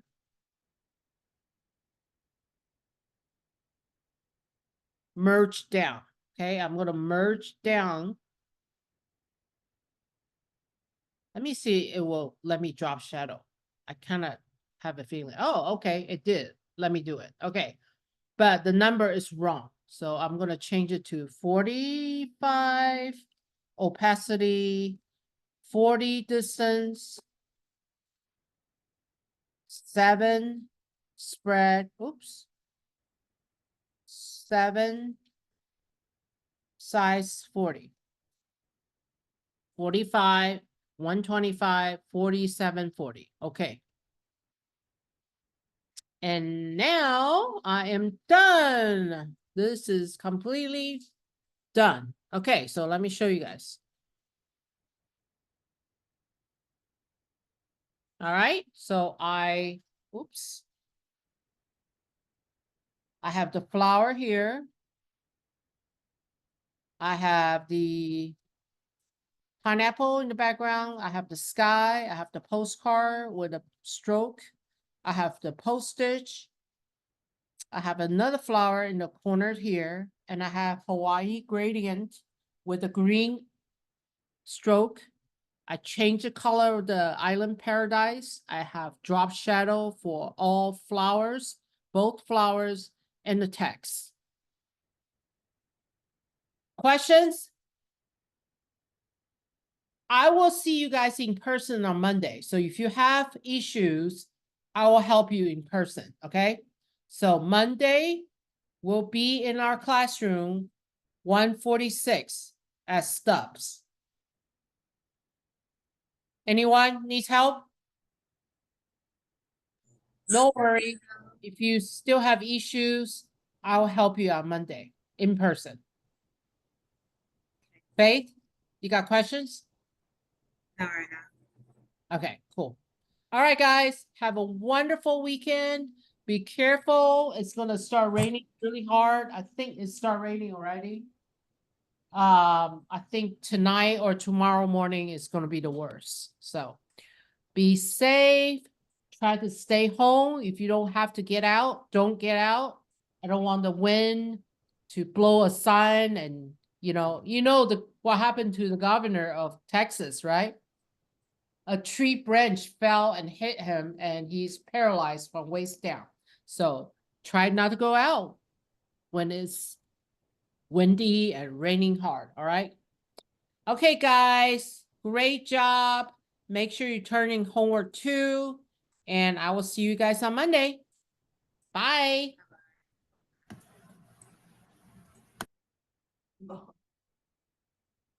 Funny how you were just